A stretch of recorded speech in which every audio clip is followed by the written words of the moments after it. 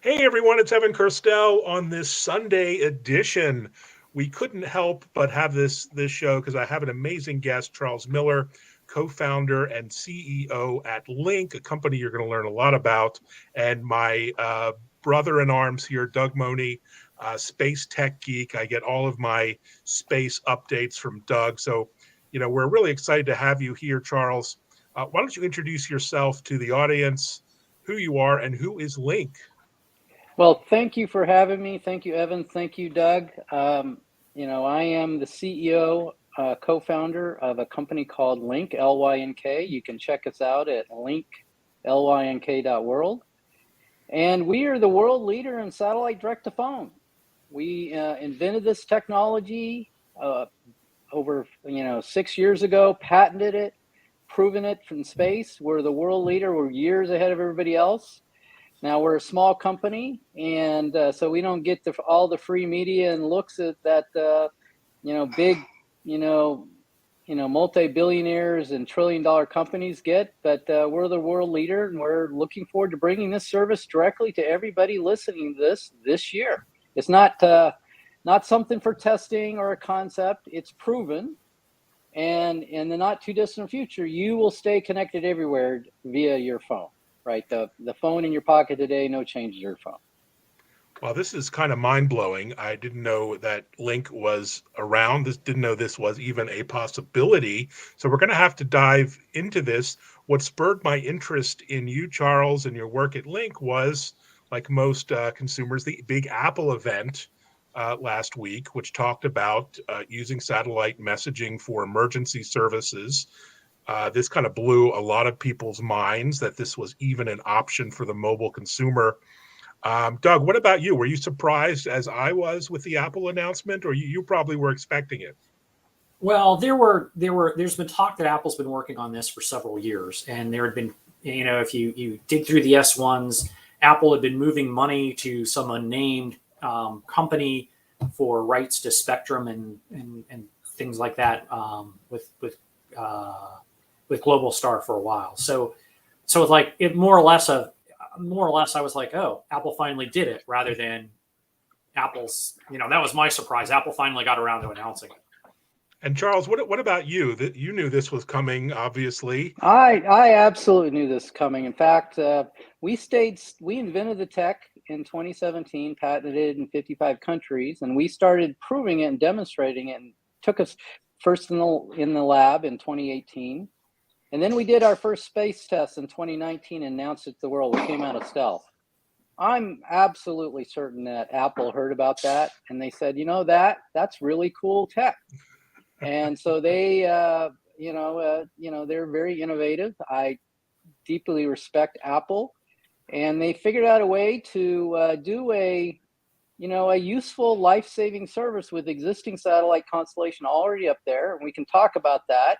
This just completely validates what Link is doing, right? And we are very convinced that Apple will work with us. We've already connected two-way messaging to Apple phones, to Samsung phones, to Google phones. So we're the only ones to have done that, right? So, and the compelling, everybody's going to want this because it could save your life, but everybody's also going to want to send commercial messaging. Nobody's going to be satisfied with just, it sends a message when I want to do 911. People are going to, why can't I send SMS to my loved ones whenever I want? And the answer is you will be able to, and Link's going to do that. So tell us, Charles, give us a primer on the technology. Everyone has a vague understanding of how cell phone towers work and how satellites work, but how does Link bring these two worlds together? Again, for my mom who's watching. Well, the first is understanding physics and mindset, right? The first barrier to having this breakthrough we figured it out in 2015, was that nobody thought you could connect a satellite to an ordinary mobile phone. They said, that's impossible. But if you know your physics, and you have to know the physics of the engineering of both the phone as well as the satellite, you can, figure out how to close the link. It was there in plain sight for almost anybody who knew both, right? Now, that was certainly possible. Now we're the first ones that did it. And we have a brilliant engineers, and our brilliant co-founding CTO is the one that figured it out. And his first instinct was, there's no way you can do this. And I asked him to look at it anyway. And he said, he kind of grumbled, well, but that's usually where it gets stopped, is like your common sense and instinct says no way. So he did the work, and the answer was, yes, you could. That signal processing capabilities in the phone, and the advances in satellites and dropping the satellite much lower in low Earth orbit, and the advances in the digital signal processing, all the DSP, digital signal processing capabilities that have been invented in your phone, they're in the satellites too. And combining the two allows you to close the link two ways with the existing low power antenna and small antenna and low power of the phone to connect.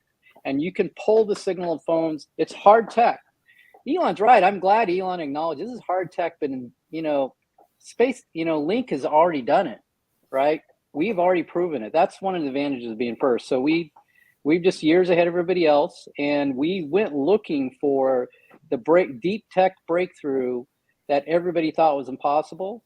And so Link has made the impossible possible, and it'll be a commercial service soon.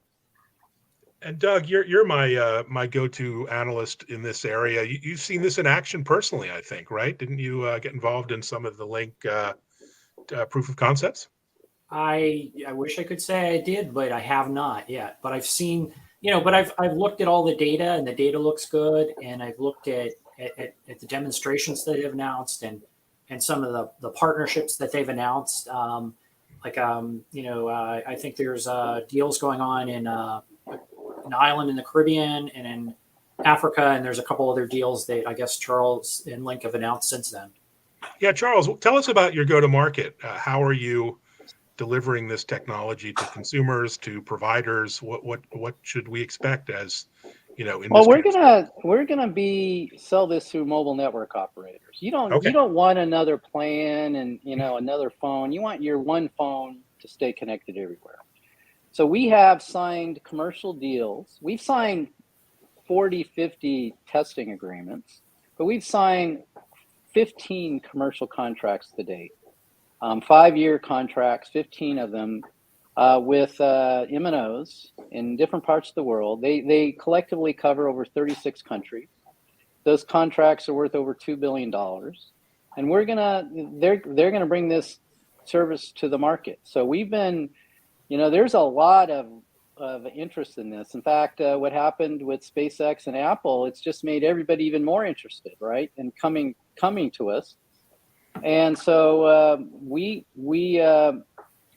see this as a great service for everybody. There's many things. I saw someone asked, was Apple's message, advertising kind of dark? We should talk about that. It can save lives. It's instant backup. If the network is taken out by a hurricane or a fire or an earthquake, it's instant backup. Could save your life. But it's going to be used in average everyday life, right? As well. It's going to make you enjoy life, feel more connected, to your friends and family. So when you want to. If you don't want to, you just put it on airplane mode, and then you can be disconnected from everything. But a lot of people out in remote areas, they want to send be connected with their loved ones, and then share the experience they're having. Totally get it. Tell us about your background. 30 years in the space industry. How did you come to found Link? Well, I've been a serial space entrepreneur. This is not my first space rodeo. I have been on the forefront of changing national space policy for over 30 years. Everybody knows about the commercial space revolution these days, but 30 years ago, I was part of the, you could say the pirate crew that said we should be going to space leveraging commercial space. And that was completely contrary to conventional wisdom.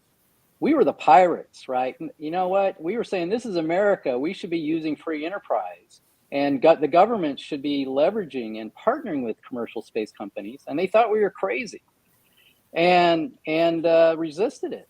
I love NASA. I worked at NASA for 3 years as senior advisor for commercial space. But NASA resisted it, kicking and screaming every step of the way. They didn't want to do it. Apollo, the moon landings were amazing. After Apollo, everybody thought government could do anything. And, but the government doesn't, we never trust the government for running our railroads or our airlines or the automobiles or designing automobiles, but we trusted them for managing our space line. And it wasn't never routine, never reliable, never low cost. And some of it was the technology, but fundamentally, it's because we had the wrong business model. We put the government in charge of operating the space line, and that's just not what they're good at. They're good at R&D, they're good at exploration, they're good at the high risk things you do the first time that industry doesn't want to do. And but the industry is much better of innovation and getting costs down, get it reliable, doing the repeatable again and again, boring stuff. And so we started a change in national policy that we needed to get private industry leading in space transportation, and we succeeded in the 1990s. So I led that, and getting the first law passed that forced NASA to buy commercial space station cargo delivery. That law was passed in 1998. I founded the organization that got that passed through Congress and signed by the president. And, over a period of several decades, we've totally changed the conversation about space, that the future of space is a partnership between government and commercial, and we need to get the partnership roles right. And so the only reason we're seeing the huge revolution we have now is back in the 90s, we got Congress to agree that we should incentivize and enable the American entrepreneurial spirit. Nobody knew the names of those entrepreneurs that would come. We just all had confidence that the American entrepreneurial spirit would innovate its way opening space. And we were right. We didn't know the guy's name was Elon. We just knew it would happen. Fantastic. Doug, any questions for Charles? It's rare to get us all together here. What are your thoughts on the latest news and what Link is doing? Well, I guess, Charles, to you, I'd ask next steps in terms of where does Link go? You have one or two satellite. Apologies, I haven't been able to keep up. You've got one or two satellites or more in orbit for production service, I believe, starting this fall, and you're going to put up more satellites in the near future. So I think talking about that and where's the money going to come from, both from a revenue standpoint as well as potentially from an additional investor standpoint to accelerate your development. Great. Well, let me talk about that a little bit. So we've launched 6 satellite cell towers to space. We launched the one first late 2018, and 5 of them were test satellites. They've been shut down. The 6th satellite is up in orbit. It's operational. It's the only operational satellite cell tower in space in existence. It's testing about each and every day in about 10 different countries with many different mobile network operators. And we are doing end-to-end testing with MNOs, mobile network operators, wireless companies like Verizon and AT&T and T-Mobile, and many others around the world. Unitel and Alive are some of them. Unitel in Mongolia, Alive, so B-Mobile. And we are in conversations with more than 100 more. There's a lot of interest in what we're doing. We are starting this commercial service later this year.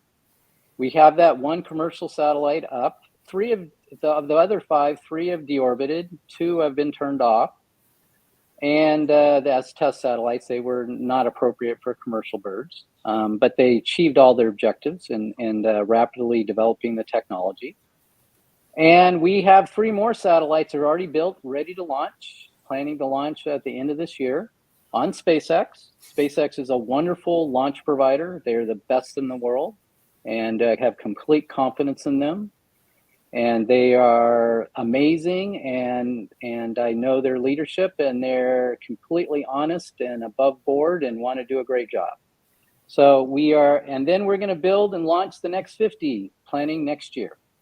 And we will start commercial service with those 4 satellites in orbit, and that will be good enough for immediate use cases, commercial messaging, and IoT, Internet of Things, messaging, emergency alerts everywhere, not just in the United States, but everywhere. and our commercial partners will get that.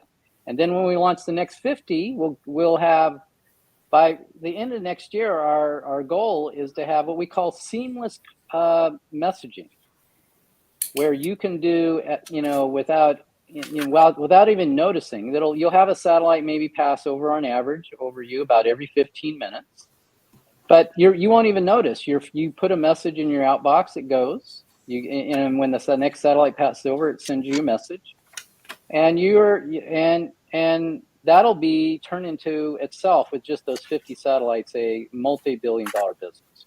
But then we're doing this before anybody else is in commercial service. We'll be the only one in the world to send commercial messaging, and it'll work for every phone, not just one type of phone, right? And and that'll be an amazing service. We think there's a huge demand for it. People don't care who provides the service. Most people don't even know their phone is already connected to a satellite. It's called GPS, right?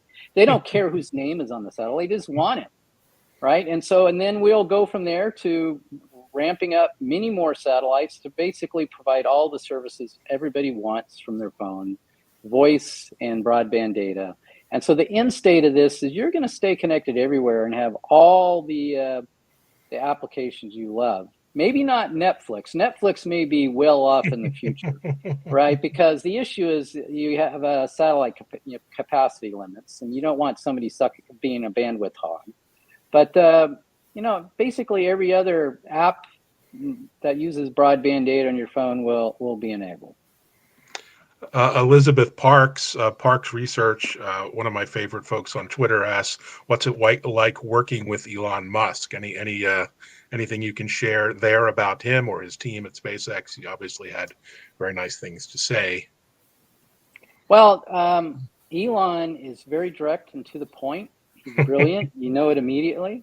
He knows what he wants. And sometimes he changes his mind. Sometimes he doesn't know what he wants. So I like telling the story. Maybe Elon doesn't like it. I met him the first time right after he was getting out of PayPal, and he fell in love with space. And I was connected by a friend who had met him. And I was in my first startup, and I was pitching him actually to invest. And while we were meeting, I said, Elon, he was doing this, put this payload to Mars thing. He's going to grow a plant on Mars, and it was going to awaken all humanity that we should go to Mars. And I said, Elon, you should start a rocket company. And he looks at me, he goes, I have no interest in starting a rocket company. That's how old and far back I know Elon. I deeply respect all the people. They have an amazing team. Gwen Shotwell, I knew before she started SpaceX. We had collaborated when in her prior company, and many of the other people. They have an amazing, scrappy culture. A lot of things that Link is doing. We've learned, from SpaceX and many other companies, but as SpaceX as well, is build a scrappy, inventive culture, and so we've done that at Link. And so we very much respect and enjoy working with the SpaceX team. That's fantastic. What a great story. So tell us what the reception has been, no pun intended, out there from governments around the world, from NGOs. I mean, there must be so many opportunities to make the world a better, safer place outside the U.S. as well as there is deep interest in what we're doing, right? It's like they want it today, right? People want this service. They immediately get it. I think, except for people who live in the city and never get out of the city and suburbs and never experience disconnectivity, everybody else just gets it, right? So it's about 40% in that first group that don't experience significant disconnected periods, and it's about 60% who actually live in rural, remote communities, or go hunting or hiking, or go visit family at least once a year and get disconnected. There is. And it's funny, you immediately get the differences. Like, does this resonate in your gut? Have you experienced this or not? And it's basically, it's a small minority that are disconnected all the time. It's about 1 billion people, but it's 60% who experience extended disconnectivity. And the U.S. government wants to save lives. Regulators around the world, they want to save their citizens' lives. There is deep interest in what we're doing. Yeah, and Elizabeth points out there's a lot of synergy with telehealth, remote healthcare services, emergency services out in rural and emerging areas. You must be seeing all of these Well, farm. that's great. That's a great opportunity to tell a story. This was actually invented out of insights out of remote healthcare. Wow. Right. So my co-founder, Margot Deckard, who is our COO, she was actually, I had the team looking for the killer app for small satellites, right? And Margot was out doing data analytics for a nonprofits that were trying to help with the Ebola crisis in 2014. And they were basically, the nonprofits were funding these health workers to go out in the jungles in like Sierra Leone and in remote areas, and they were taking Inmarsat Beacon terminals. They're just broadband data terminals from Inmarsat. You put them in your backpack. They're heavy, big heavy battery. You take them out into the jungle, and you might get DSL speeds 200 or 300 kilobits per second, but it could do video and voice and all broadband data or DSL speed data. But the striking thing is the vast majority of the health workers weren't using any of the broadband services. Very few of them. And it struck Margot that the vast majority of them were just doing messaging from the jungle. And it didn't struck her as like, you can do a lot with messaging. You can say how many infections they shot a day, how many people died, what medicines you needed, what blankets you needed, and just report. You could get 80% of the value of connectivity from messaging, and with a small fraction of the bandwidth. And she came to me and said, is there any way you can connect a satellite to a phone? This would be a tremendous value. This would save lives, and all over the world if you could do this. And that first question that I turned around to my co-founder, Ty Spidell, who was our hotshot engineer at the time. And his first reaction is, there's no way you can do that, right? But I asked him to go look at it, say, do the link budget. And he came back and he said, you know what, I was wrong. So our founding story is built on how do you use satellite to save lives? Wonderful. Well, thanks so much for your time here on a Sunday, especially, and your mission. And we'll be watching with excitement to developments. One last question: what do you do when you're not working to relax, unwind, disconnect? God forbid, or is it really you're 100% focused these days?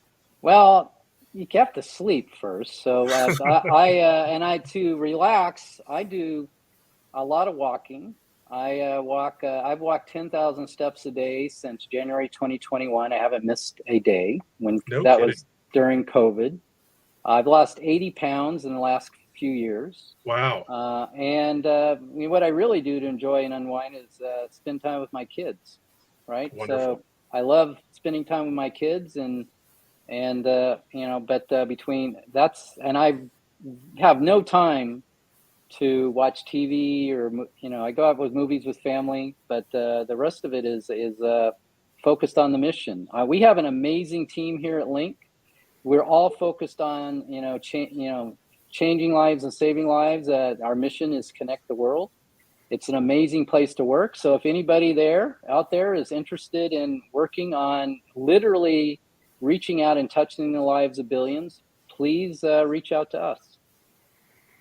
All right. Well, love what you do. Doug, thanks so much for facilitating this live stream and onwards and upwards. No pun intended. I can't wait to go to one of your next launches, and we'll see the rocket get up there. So thanks so much, Charles. Thanks, Doug, for a great discussion. And we'll catch you all on Twitter and LinkedIn with any additional questions or commentary. All right, everyone. Bye-bye.